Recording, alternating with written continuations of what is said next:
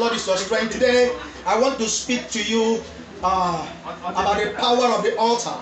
About the power of the altar. What do you know about the altar? But before then, I want you to know you are hearing from the voice of grace. What God has written, no man can cancel it. What is an altar? An altar is a place of decision.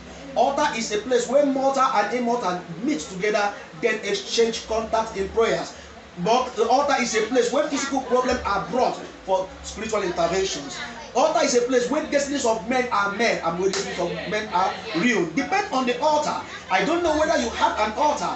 If you are a Christian and you can see the altar of your church or the altar of God, where your pastor, your prophet sits and release the unction and the grace of God upon his life, if you can see it the way the unbelievers are seeing the demonic altar with fear, with faith, they believe it works. Everything you are looking for is found in you. I don't want anybody to deceive you. Listen to me. For without faith, it is impossible to please God. You can't get anything from God outside your faith. Yes. No matter how the world turns you around, God is still there for you.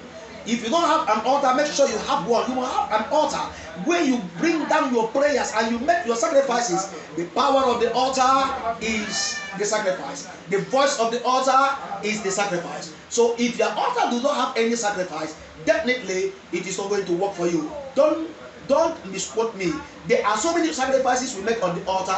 One of them is the sacrifice of your time, your talents, and your gifts. And also the talent of your material gains, things that pays you. What I know to be sacrifice is something you do that will pay you. You make sacrifice to get to another level. There are some prayers that will never be answered. Even as a prayer warrior, as a prophet, I know there are some prayers that you will pray. There are some issues you can't handle without sacrifice. So you have to learn to live a life of sacrifice. For God loves you, and then He knows what He has in plans for you.